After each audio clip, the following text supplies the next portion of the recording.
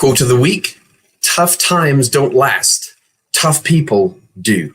Hi, welcome everybody. It's Jason Barlow, RMT, and I'm here today as your therapist and as your coach to help you transform any stress, tension, and pain into health, happiness, and vitality. Yesterday, that was tested for me on quite a big scale when I got one of those phone calls from the UK about my dad taking ill and he had to be rushed to the hospital. They were very concerned that it was a possible perforated bowel. And a second phone call came from my sister, my mom, which was very heart-rendering because it was the call saying that he's got to go in for this surgery. It's got to be rushed, but there is a chance that he may not make it. And that was tough. That was tough to hear that. And all my training, all of what I share with you came into full effect yesterday. And my thoughts turned to my dad.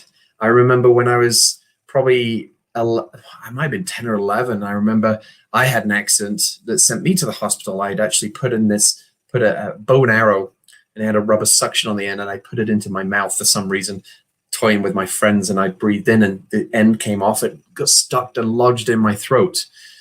Just as that happened, my mum was reversing off the driveway, and I threw my hands on the front of the bonnet and stopped her, and then she rushed me to the paramedics. And, you know, through the kindness of so many people, my mom, my friend's response, the paramedics, but then, you know, going to all the nitty gritty details of the vehicle that she was driving to be able to rush me to the paramedics and all the training that they've taken, the roads that they were using, the vehicles they were using, the lights and sirens, the incredible, the staff when you get to the hospital.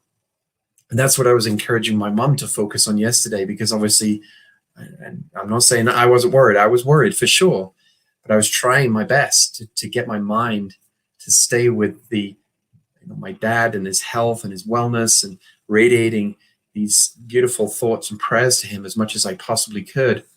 And also with that in mind, to focus on the kindness of others. You know, unfortunately in the UK at the current time, it's not possible for my mom to go into the hospital to see my dad. So she literally had to just drop him off, get him into the hospital, and then she had to leave. So there's one thing when you're able to be with your loved ones when they're in a critical situation like that, to then, no, sorry, you just got to go. And you're in the unknown, you're waiting for phone calls. So it was a troubling time yesterday, I must admit. Let me get to the point of saying my dad's well, the surgery went well, they were able to do the repair that they needed to do, and he's now just in the stages of recovery. And I remember when I was 10, 11, I had swallowed that arrow, not the whole arrow, the tip. And I remember my dad coming to the hospital, and I just had what they described to me as being a milkshake, and it was not a milkshake, it was called a berry meal. And in swallowing that, it would actually show and highlight where this occlusion was in my throat. But they sold me on the fact that it was a milkshake. It wasn't a milkshake. It didn't taste anything. It tasted like chalky water that I remember as a kid, used to have the chalkboards, right? And imagine grinding that up, putting it in a glass of water and saying, hey, drink it. That's what I had to drink. But I remember my dad coming to the hospital, and all he did for me in particular, I mean, obviously there was far more than this, but I remember in particular, because he was just soothing me, as he would just say, shh, shh. And he would just repeat that over and over. And now, Dad, I understand what you were doing at that time. And it was, for me, now with my training and understanding, it was almost like a form of mantra. It was so soothing. And that's what I was doing for my dad during some of my prayers yesterday. And yeah, thankfully, everything's turned out very positive. He's healing.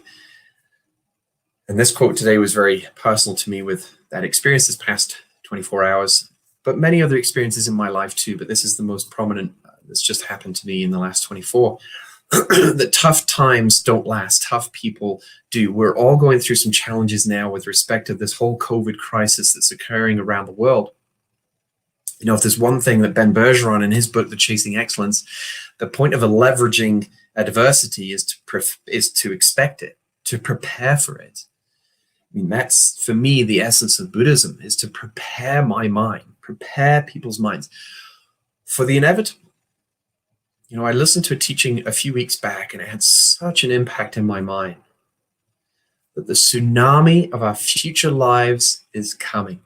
Now, as a Buddhist, I believe in future lives. And if you don't, that's fine. But You got to understand, we're all going to die at some point. We have no idea when that point is going to arise.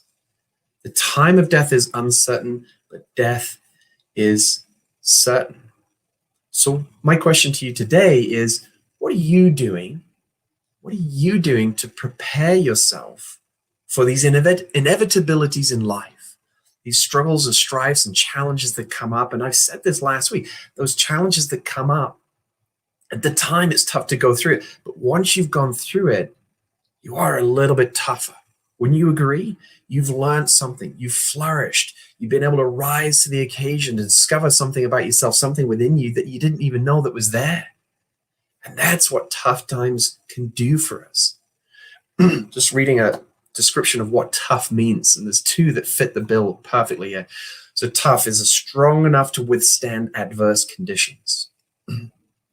But if we're not taking any time to train ourselves, to prepare ourselves, and the way to think about that is it's like doing a heavy weightlifting session. If you've not taken weeks and months and possibly years to prepare yourself for the heavy weight, you can't expect to go in and lift 400-pound deadlift and not injure yourself.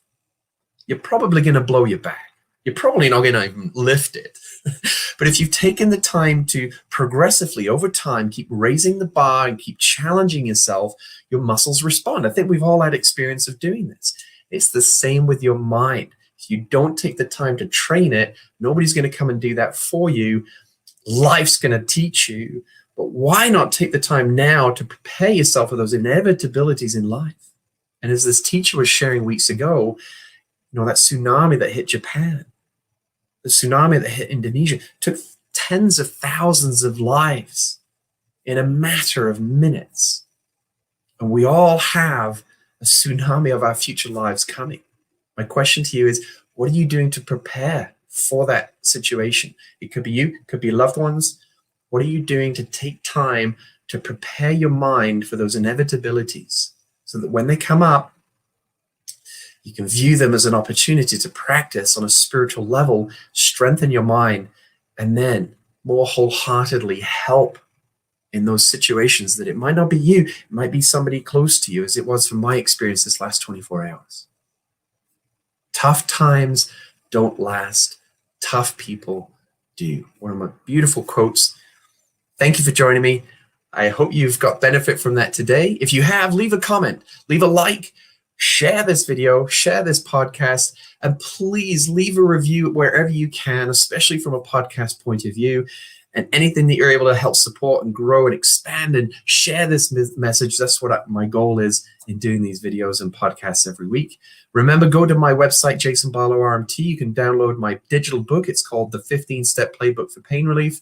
In that, I give 15 steps, 3 within all these different areas of our life we can choose to have control upon, which boil down to 4 things. 1 is your mindset, which we've talked a bit about today. 2 is your physical body, which involves stretching and exercising. 3, your foods that you're choosing to ingest and nourish your body with. And 4, your rest and recovery. Remember, all muscles matter, and your muscle health is my #1 priority. That's why I'm here to share with you, and let me know if there's anything else you'd like to hear from me. Otherwise, thank you, folks. We'll see you guys tomorrow, where I'll be sharing my move of the week. Is it a stretch? Is it a mobility?